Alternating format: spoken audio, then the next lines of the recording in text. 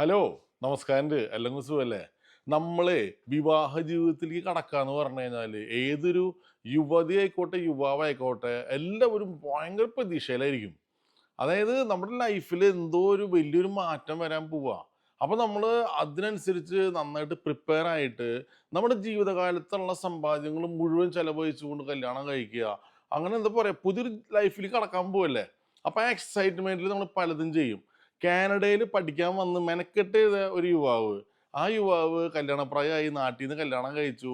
കയ്യിലുള്ള കാശും കടം മേടിച്ച കാശും കൂടി 10-28 ലക്ഷം രൂപ എടുത്തിട്ട് ഇവൻ കല്യാണം കഴിച്ചു. കുഴപ്പമൊന്നും ഉണ്ടായില്ല. പക്ഷേ കെട്ടിക്കേറി വന്ന ഭാര്യ കുറച്ച് ദിവസം കഴിഞ്ഞപ്പോൾ കത്തി എടുത്തിട്ട് നിന്നെ പൂളി കളയും എന്ന് പറയുമ്പോൾ ഉണ്ടാകുന്നൊരവസ്ഥ. എന്തായാലും അതോടുകൂടിയിട്ട് കാര്യങ്ങൾക്ക് തീരുമാനമായി. അപ്പോൾ വീഡിയോയുടെ വിശദാംശങ്ങളിലേക്ക് കടക്കുന്നതിന് മുമ്പ് ഞാൻ കഴിഞ്ഞ ആഴ്ച ചെയ്തൊരു വീഡിയോ ഉണ്ടായിരുന്നു. അതായത് നമ്മൾ ഈ മക്കൾക്ക് വേണ്ടിയിട്ട് കുറേ കാശ് സമ്പാദിക്കുകയല്ല, നമ്മൾ അത് കൊടുക്കേണ്ട കുറേ വേറെ കാര്യങ്ങളാണെന്നും പറഞ്ഞിട്ട് ഈ വീഡിയോ കണ്ടിട്ട് ജർമ്മനിയിലത്തെ ഒരു ഗ്രാമത്തിൽ നിന്ന് ഒരു പയ്യൻസ് എന്നെ വിളിച്ചു. പയ്യൻസ് എന്ന് പറയാൻ എന്നിട്ട് കുറച്ച് പ്രായം കുറവാണ് വിളിക്കുന്ന കേട്ടാ. അങ്ങനെ പുള്ളി സംസാരിച്ച് കഴിഞ്ഞപ്പോൾ എനിക്ക് മനസ്സിലായത് പുള്ളി നല്ലൊരു ബുക്ക് എഴുതിയിട്ടുണ്ട്, സിമ്പിൾ കോഡ് എന്ന് പറഞ്ഞിട്ടൊരു സാധനം. അതായത് നമ്മുടെ അതിനകത്ത് ശരിക്കും പ്രതിപാദിക്കുന്ന ഇത്രയേ ഉള്ളൂ. നമ്മൾ നാട്ടിൽ നിന്ന് മലയാളികൾ ഒരു ലോഡ് സാധനങ്ങളും കൊണ്ടാണ് കാനഡ അമേരിക്ക പോലത്തെ രാജ്യങ്ങളിലേക്ക് നമ്മൾ പോണത് അല്ലേ. അതായത് നമ്മൾ ആ പെട്ടി പാക്ക് ചെയ്ത് നാട്ടിലത്തെ അച്ചപ്പവും കൊലപ്പവും കൊണ്ടുവരുന്ന കൂടെ തന്നെ നമ്മൾ പെട്ടിയിൽ അറിയാതെ കയറുന്ന നമ്മുടെ മനസ്സാകുന്ന പെട്ടിയിൽ കയറുന്ന സാധനമാണ് നമ്മുടെ ശീലങ്ങൾ, നമ്മുടെ ശൈലികൾ, നമ്മുടെ സംസ്കാരം. ഈ ഒരു സാധനം നമ്മുടെ മക്കൾക്ക് എങ്ങനെ പകർന്നു കൊടുക്കാം, പ്രത്യേകിച്ച് പുറം രാജ്യത്തുള്ള ആൾക്കാർ സത്യം പറഞ്ഞാൽ സമയം കിട്ടുമ്പോൾ സ്വസ്ഥമായിട്ട് ഒന്നിരുന്ന് വായിച്ചു നോക്കേണ്ട ബുക്കാണ്. ഞാൻ വായിച്ചു, എനിക്ക് വളരെ ഇഷ്ടപ്പെട്ടു. കാരണം എന്ന് വെച്ചെങ്കിൽ വളരെ ടച്ചിങ് ആയിട്ട് നമുക്ക് തോന്നും, അത് നമുക്ക് ഹെൽപ്ഫുൾ ആയിരിക്കും. എനിക്കത് ഹെൽപ്ഫുള്ളായി. അതുകൊണ്ട് ഞാൻ പറയാണ്, സിമ്പിൾ കോഡ് എന്നുള്ള ബുക്ക് ബിലീവ് ഓർ ഫോർഗെറ്റ് അങ്ങനെ വേണ്ട എക്സ്റ്റൻഷൻ കിടക്കണേ. എന്തായാലും സംഗതി സൂപ്പറായിട്ടുണ്ട്. ആ പുള്ളിക്ക് എല്ലാ അഭിനന്ദനങ്ങളും. അതോടൊപ്പം തന്നെ നമ്മൾ ഡിസ്ക്രിപ്ഷനിൽ ഈ ബുക്കിൻ്റെ ഡീറ്റെയിൽസ് കൊടുക്കുന്നുണ്ട്. ആമസോണിലേക്ക് ഉണ്ട്, ആവശ്യക്കാർക്ക് അത് ചെയ്യാം. ഒരിക്കലും അതൊരു നഷ്ടാവും എന്നെനിക്ക് തോന്നുന്നില്ല. ഓക്കെ, അപ്പോൾ നമുക്ക് വീഡിയോയുടെ വിശദാംശങ്ങളിലേക്ക് കടക്കാം. പുള്ളി പറഞ്ഞത് എന്താണെന്ന് വെച്ചെങ്കിൽ ജീവിതകാലം മുഴുവൻ ഉണ്ടാക്കിയ സമ്പാദ്യവും ഇവിടെ ഡിഗ്രി കഴിഞ്ഞിട്ടാണ് പുള്ളി പഠിക്കാൻ വന്നത്. ഡിഗ്രി കഴിഞ്ഞു, പഠിപ്പ് കഴിഞ്ഞു, വർക്ക് പെർമിറ്റിൽ നിന്ന് ഒരുപാട് കഷ്ടപ്പെട്ടു. പി ആർ ഒക്കെ കിട്ടി. പി ആർ കിട്ടിയതിന് ശേഷമാണ് ആദ്യമായിട്ട് നാട്ടിലേക്ക് പോണേ. അത് വെറുതെ അല്ല പോണത്, കല്യാണം കഴിക്കാനാണ് പോണേ. അങ്ങനെ കല്യാണപ്രായം അല്ല എന്താ പറയുക, കല്യാണം ആലോചിച്ചു. ഇവൻ്റെ ഒരു കസിൻ ബ്രദർ വർക്ക് ചെയ്യുന്ന സ്ഥാപനത്തിൻ്റെ മാനേജറുടെ മകളുമായിട്ട് അലയൻസ് കിട്ടി. സംഭവം എന്ന് വെച്ചെങ്കിൽ ഇവർ മിഡിൽ ക്ലാസ് ആണ്, പക്ഷേ ഈ പെണ്ണ് എന്ന് പറയുന്നത് നല്ല ഹൈ ക്ലാസ് ആണ്. അപ്പോൾ വീട് വൃത്തിയാക്കല് പിടിക്കല് എന്തിനു പറയണു, 28 ലക്ഷം രൂപയാണ് നമ്മൾ കല്യാണത്തിന് ചിലവാക്കിയത്.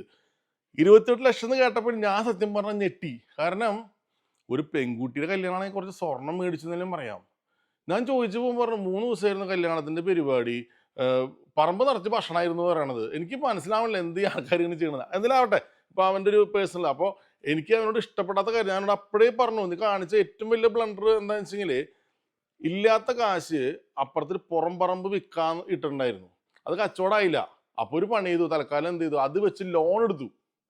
ലോൺ എടുത്തിട്ടാണ് ഈ ശങ്കുണ്ണി ഈ കാര്യം മുഴുവൻ ചെയ്തത്.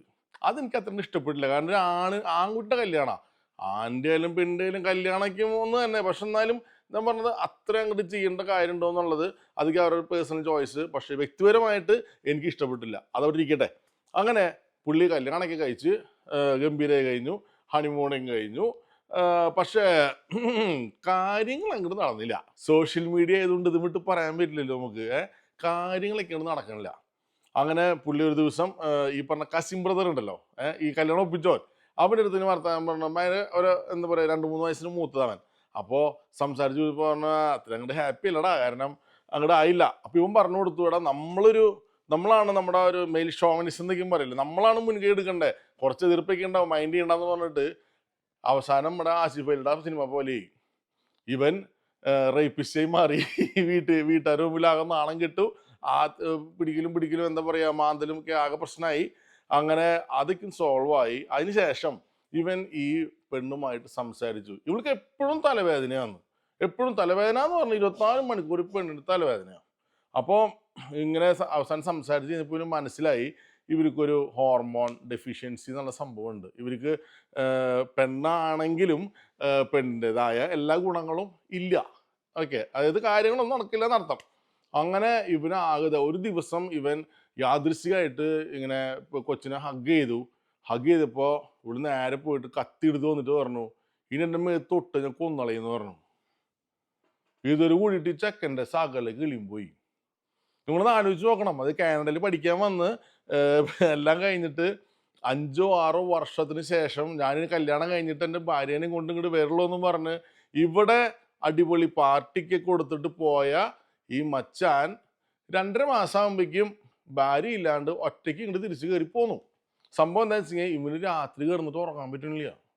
ഇവൻ പറഞ്ഞത്, ചേട്ടാ ഞാൻ എന്ത് വിശ്വസിച്ച് ഉറങ്ങും, പാതിര വരെ ഹാളിൽ ഇരിക്കും ഞാൻ, എല്ലാവരും കിടന്ന് ഉറപ്പാകുമ്പോൾ ചിലപ്പോൾ സെറ്റ് ചെയ്യുമ്പോൾ കിടന്ന് ഉറങ്ങും, അല്ലാന്ന് വെച്ചെങ്കിൽ അവിടെ പോവും. പക്ഷെ അവിടെ പോയി കയറി കിടക്കുമ്പോൾ എപ്പോഴും അതിനെ പേടിയാണ്, എന്തെങ്കിലും വിളിച്ച് ചെയ്യുമോ എന്നുള്ളത്. നല്ല കുട്ടിയാണ് ചേട്ടാ, മരുന്ന് കഴിച്ച് എന്തെങ്കിലും രീതിയിൽ ചെയ്യാൻ പറ്റുമെന്ന് വെച്ചെങ്കിൽ അത് ഞാൻ ട്രീറ്റ്മെൻറ്റ് നടത്തിയേനെ, പക്ഷേ അത് നടന്നില്ല. അപ്പോൾ ഇതിൻ്റെ സംഭവം എന്താണെന്ന് വെച്ചെങ്കിൽ ഈ സ്ഥാപനത്തിലെ മാനേജറാണല്ലോ ഈ കൊച്ചിൻ്റെ അപ്പൻ, വേറൊരു സ്ഥാപനത്തിലെ മാനേജറാണ് അമ്മയും. ഭാര്യയും ഭർത്താവും കൂടിയിട്ട് നല്ല രീതിയിൽ കാശുണ്ടാക്കി മകൾക്ക് ആ ചെറുപ്പത്തിലേ ഉണ്ടായ ആ ഒരു എന്താ പറയുക ഹോർമോൺ എന്താ പറയുക ഡെഫിഷ്യൻസി ഇവരത്ര വലിയ കാര്യമായിട്ട് എടുത്തുമില്ല. അതൊക്കെ അങ്ങനെ ശരിയായിക്കോളും വെച്ചാൽ വിട്ടു. പിന്നെ നമ്മുടെ നാടാണല്ലോ, പുറത്ത് പറഞ്ഞ നാണക്കേടല്ലേ എന്നുള്ളതിൽ ഇവരതങ്ങോട്ട് ഒതുക്കി വെച്ചു. അങ്ങനെ ഒരു ഡോക്ടറുണ്ട്, ഇപ്പോൾ അവസാനം ഇപ്പോൾ ഡോക്ടറുണ്ട്, ഇപ്പോൾ ഡോക്ടർ പറഞ്ഞു ഇനി പ്രത്യേകിച്ചൊന്നും ചെയ്യാനില്ല എന്ന് പറഞ്ഞു അത്രേ. പിന്നെ ഇതൊക്കെയും ഇപ്പം പറഞ്ഞുള്ള അറിവാണ് എനിക്ക്, ഞാൻ ഡോക്ടറല്ല പറയാനായിട്ട്. അപ്പോൾ എന്തായാലും ഇനി ഡോക്ടറെ കണ്ടിട്ട് കാര്യമില്ല എന്ന് പറഞ്ഞു. അങ്ങനെ ഇരിക്കുമ്പോൾ കുറച്ച് ബന്ധുക്കളൊക്കെ ഉണ്ടാവുമല്ലോ, അവർ ക്ലോസ് ആയിട്ടുള്ള ആൾക്കാർ, അവർ പറഞ്ഞു കൊടുത്തു ഒരു കല്യാണം കഴിപ്പിക്കുക എന്തായാലും, അത് കുറച്ച് കഴിയുമ്പോൾ അങ്ങോട്ട് ശരിയായിക്കോളുന്നേ എന്ന് പറഞ്ഞു. ഇതിന് ഇങ്ങനെ ഇരിക്കുന്ന സമയത്താണ് ഇവളുടെ ഒരു സ്റ്റാഫ് വരണത്. നമ്മുടെ ഒരു പയ്യനുണ്ട്, നമ്മുടെ ബന്ധുവുണ്ട്, കാനഡക്കാരനാണ്, വളരെ ഡീസൻ്റാണ്, അപ്പടി ഇപ്പിടി PR ഒക്കെ ഉണ്ട് എന്ന് പറഞ്ഞപ്പോൾ ഇവർ നോക്കിയപ്പോൾ കൊള്ളാം, കുഴപ്പമില്ല, സാമ്പത്തികമായിട്ടൊരു മീഡിയ ആണെങ്കിലും വലിയ ശല്യമൊന്നുമില്ല, അങ്ങോട്ട് പോയിക്കോളും. അപ്പോൾ ഇവരെ സ്റ്റാറ്റസിനെല്ലാം സെറ്റാണല്ലോ. അങ്ങനെയാണ് സത്യം പറഞ്ഞ കല്യാണം വരണേ. അങ്ങനെ ഇവൻ അവിടുന്ന് ഇവിടെ വന്നു. അതിനുശേഷം വീട്ടുകാരോട് പറഞ്ഞു നമുക്കിത് ശരിയാവില്ല, നമുക്കിത് നൈസായിട്ട് ഒഴിവാക്കാമെന്ന് പറഞ്ഞിട്ട് ഇവളെ അവിടെ കൊണ്ടാക്കി. ആദ്യം പിന്നെ കൗൺസിലിംഗ് ഒക്കെ എന്തോ വക്കീൽ കേട്ടെന്ന് വേവി പിടിക്കുകയും ചെയ്തു. ഇവർക്ക് സംഗതി അറിയാവുന്നതിൻ്റെ പേരിൽ മാത്രം ഇത് മ്യൂച്വലായിട്ട് സാധനം തീർന്നു. അപ്പം എന്തായി, 28 ലക്ഷം ചിലവാക്കി ഒരു കല്യാണം കഴിച്ചു, ഒന്നിട്ട് നടന്നുമില്ല. അന്നാ പേരൊരു കല്യാണമായി, അന്ന് 2ാം കെട്ടുകാരനുമായി. എന്നിട്ടിപ്പോൾ ചെക്കൻ്റെ അവസ്ഥ. അപ്പം എനിക്കിതിനകത്ത് 2 കാര്യങ്ങൾ ഇതിനകത്ത് ഞാൻ ചിന്തിച്ചൊരു കാര്യം. ഒന്നാമത്തെ കാര്യം, ഇക്കണ്ട കാശ് ചിലവാക്കിയിട്ട് നമ്മൾ കല്യാണം കഴിക്കുക എന്ന് പറഞ്ഞാണ്ടല്ലോ, സത്യം പറഞ്ഞത് എനിക്ക് അറിയില്ല ഇത് എവിടേക്ക്, എൻ്റെ മാത്രം പ്രശ്നമാണോ, ഇപ്പം നമ്മൾ കുറേ കാലത്ത് നാട്ടിലില്ലല്ലോ, അപ്പം അതുകൊണ്ടായിരിക്കും ഒന്ന്. അതായത് ഇവിടുത്തെ കണക്കനുസരിച്ചിട്ട് ഒരു 60,000 അല്ലെങ്കിൽ $70,000 ഈ പറഞ്ഞ എമൗണ്ടിക്ക് വരണത്. 28 എന്ന് പറയുമ്പോൾ 28, 56, ഓൾമോസ്റ്റ് ഈ പറഞ്ഞ $60-70 വരുമായിരിക്കും.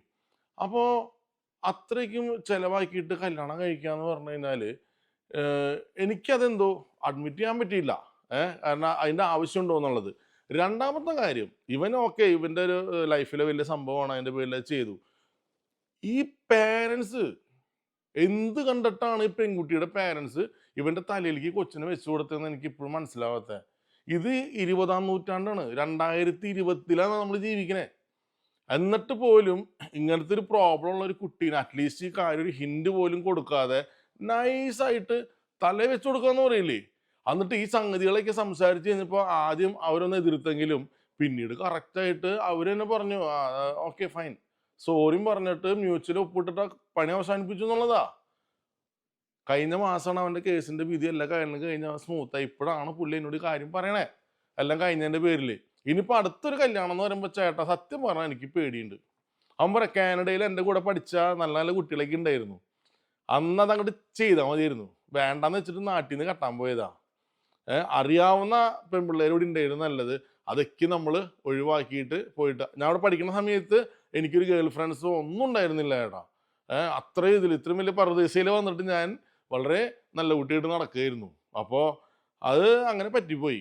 അപ്പോൾ ഇത് ഈ ഒരു വീഡിയോയിലൂടെ ഇവൻ പറയാൻ ഉദ്ദേശിച്ച കാര്യത്തിലുള്ള ഒന്ന്, ഇപ്പൊ ആ പറമ്പ് അത് വിറ്റില്ല, ആ പറമ്പ് വിറ്റ് പോവാതെ അവനിപ്പോഴും ലോൺ അടച്ചുകൊണ്ടിരിക്കുക, അതൊരു സൈഡിൽ. അപ്പോൾ ബാധ്യത അവിടെ കിടക്കുന്നുണ്ട് കേട്ടാ. പിന്നെ 2ാം കെട്ടുകാരൻ എന്നുള്ളൊരു പേരും കിട്ടി. അപ്പോൾ നമ്മൾ ഇവിടെ നിന്ന് പോണ പിള്ളേര് കല്യാണം അങ്ങനത്തെ കാര്യങ്ങൾ എന്ന് പറയുമ്പോൾ നാട്ടിൽ നമ്മളെ നന്നായിട്ട് നമ്മളെ എന്താ പറയുക വെക്കാൻ വേണ്ടിയിട്ട് ആൾക്കാരുണ്ടാവും. ഞാൻ നേരത്തെ പറഞ്ഞില്ലേ ബുക്കിലത്തെ കാര്യം. ആ ബുക്കിൽ പറഞ്ഞ നമ്മുടെ സംസ്കാരം നമ്മൾ അങ്ങനത്തെ പകർന്നു കൊടുക്കുക ഇങ്ങനത്തെ പകർന്നു കൊടുക്കുക എന്ന് പറയുമ്പോൾ ഈ ഉഡായിപ്പ് അതിൽ പകർന്നു കൊടുക്കരുത് കേട്ടാ. അപ്പോൾ നല്ല കാര്യങ്ങൾ മാത്രം നമ്മൾ പകർന്നു കൊടുക്കാൻ പാടുള്ളൂ. എന്തായാലും എന്തായാലും എല്ലാവരും ഒന്ന് ശ്രദ്ധിക്കുക. ഇങ്ങനെ കല്യാണം കഴിക്കാൻ പോകുന്ന ആൾക്കാരൊക്കെ എന്താണെങ്കിലും നമുക്കൊരു നിലപാടുണ്ടാവണം. നമ്മളെ നിലപാടിൽ നിന്ന് നമ്മൾ മാറാൻ പാടില്ല. അല്ലെങ്കിൽ ഇതേമാതിരി ഒരു കല്യാണം കഴിച്ചു, രണ്ടാം കെട്ടുകാരനായി, ഒപ്പം തന്നെ ആദ്യത്തെ കല്യാണത്തിൻ്റെ ലോൺ ഇപ്പോഴും സ്റ്റില്ല് അടച്ചുകൊണ്ടിരിക്കേണ്ട അവസ്ഥ വരരുത്. എൻ്റെ പൊന്നു മക്കളെ ശ്രദ്ധിച്ചോളോ. പണി 8ൻ്റെ പണി എവിടെ നിന്ന് കിട്ടാമെന്ന് പറയാൻ പറ്റില്ല. ഓക്കെ, അപ്പോൾ ശരി, എന്നാ വീണ്ടും മറ്റു വീഡിയോ നമുക്ക് വീണ്ടും കാണാം. ശരി.